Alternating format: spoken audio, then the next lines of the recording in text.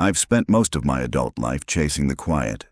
Not the kind that comes with earbuds or noise-canceling headphones, but real silence. The kind that settles over mountain passes, curls between the trees like smoke, and hums in the bones after hours alone. The kind of silence you can only find by hiking so far off the grid that even the satellites lose track of you. This trip was supposed to be a solo trek through the Cascade foothills. I'd planned 10 days, 3 campsites, and a lightweight pack with just enough gear to stay alive. No phone, no radio, just maps, dried food, and my boots. On the second night, I set camp just beneath a ridgeline near a creek. Elk tracks circled the clearing. A bear had clawed a tree nearby, but the marks were old, gray around the edges. I wasn't worried. I heard the first sound at about 3:11 a.m. It was a kind of whistle, but not one any bird I know makes. Too long, too deliberate. I sat up in my bag, heart already pushing against my chest like a fist.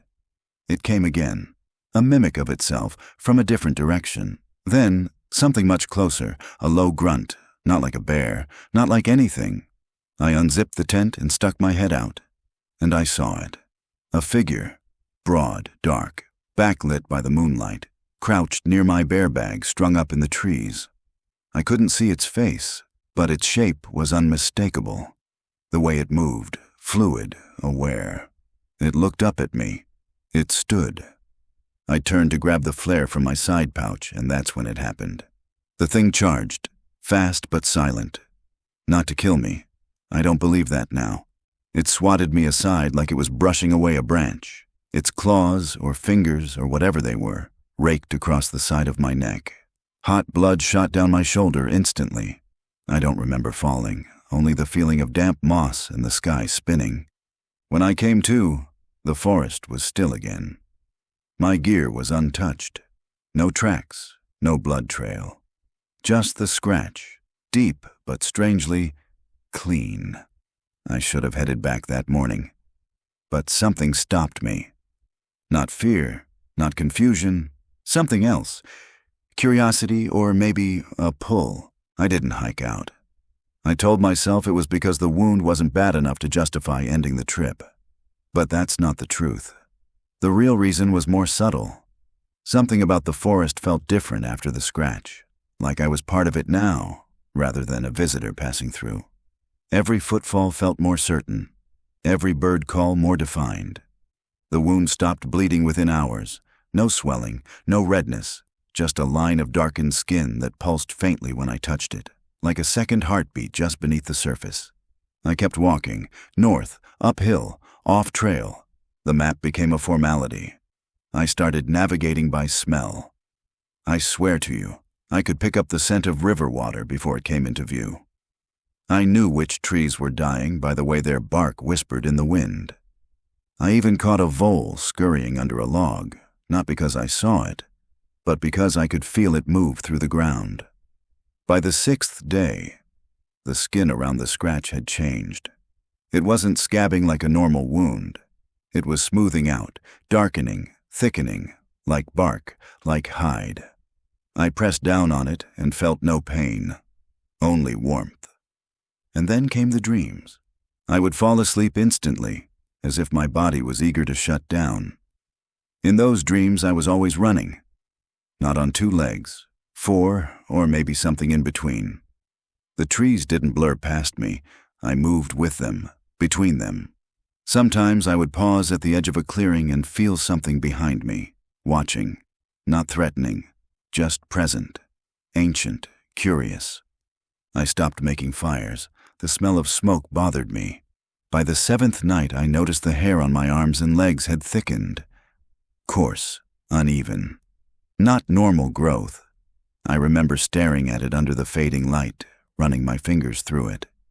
It didn't feel foreign. It felt earned. My voice began to change. I tried humming a tune, just out of habit, and what came out was a low, guttural vibration. Deep, resonant. I felt it in my chest more than heard it. And there was something else. My eyes. The whites were tinged with amber, and when I looked into the reflection of a still pond, I didn't recognize them. They were wider, wilder. I didn't panic. I should have. Instead, I climbed higher into the range, past where most hikers go. Somewhere deep down, I knew what was happening, and I wasn't sure I wanted it to stop. On the 8th morning, I woke without knowing what day it was. Not because I forgot, but because it didn't seem to matter anymore. Time had begun to stretch, like the spaces between my thoughts. The need to track hours, meals, or even distance had thinned out into something more instinctual. The forest had its own rhythm, and I had begun to keep pace with it. I walked without knowing why I chose one path over another. I stopped relying on the topography in my memory and started following subtler cues: bends in the moss, the direction a squirrel ran, the shape of a lichen-covered rock. These things felt like signs, like instructions written in a language I had only just started to understand. The scratch had spread by then. No longer a single mark. It had become a patch of thickened, leathery skin running from behind my ear to the back of my shoulder. Tufts of dark hair sprouted along its border, coarse and knotted like animal fur. It didn't itch. It didn't hurt. It pulsed in sync with my heartbeat. I caught my reflection in a pool of rainwater on a granite shelf. My face had changed.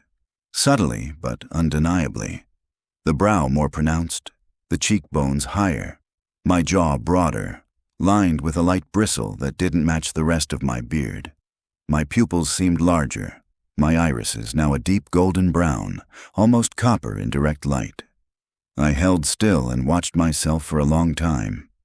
I wasn't scared. That's what unnerved me the most. That day, I stopped using words entirely.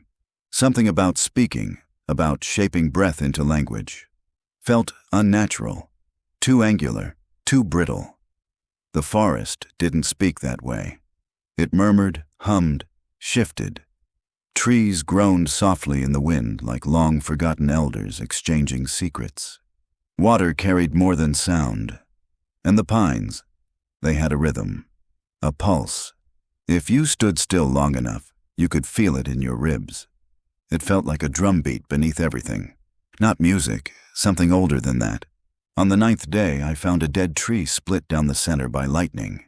Inside it, something had carved a pattern. Not letters, not symbols.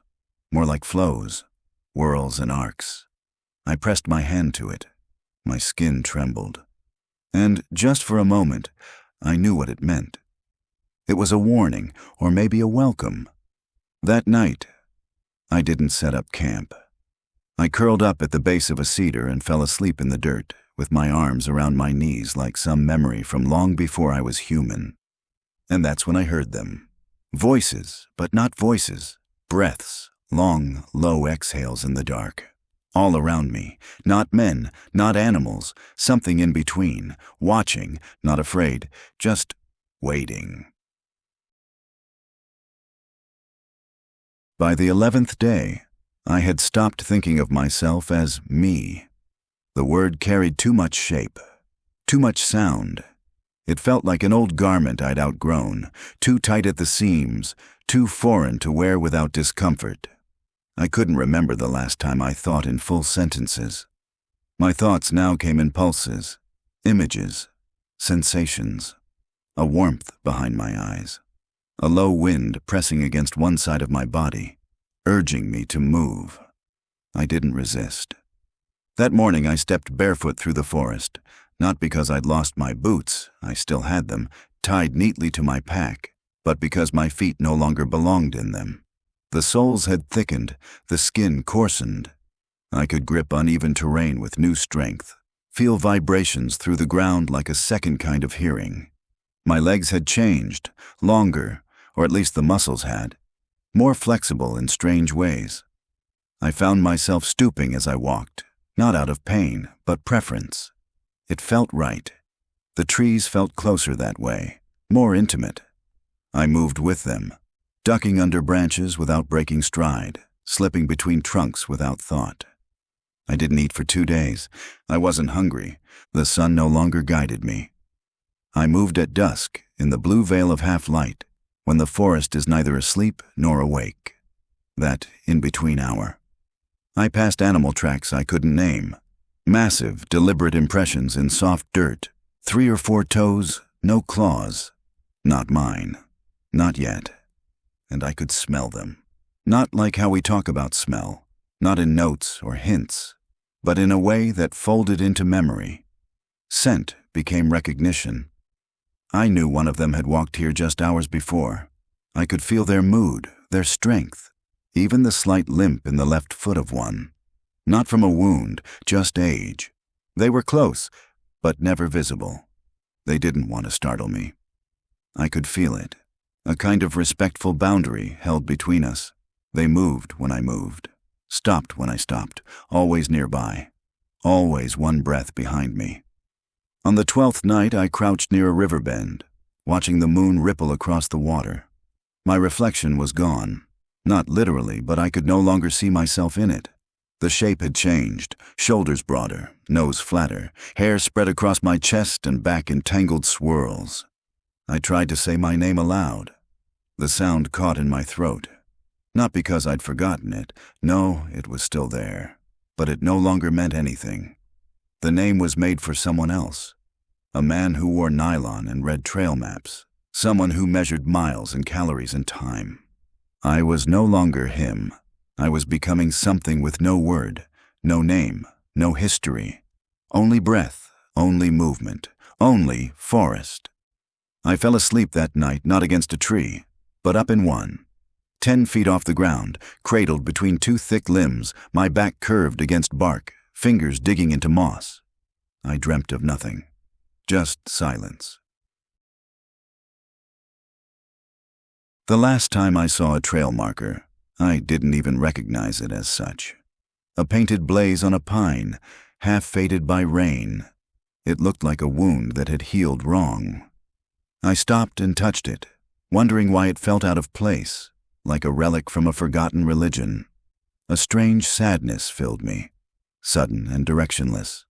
Not grief for the world I had left behind, but something deeper. The realization that it had already stopped belonging to me. The world of roads and weather reports and language. It had peeled away. By the 14th morning, my skin was no longer mine. Not entirely. Patches of thickened dark hair had overtaken my arms and back, forming natural patterns like camouflage.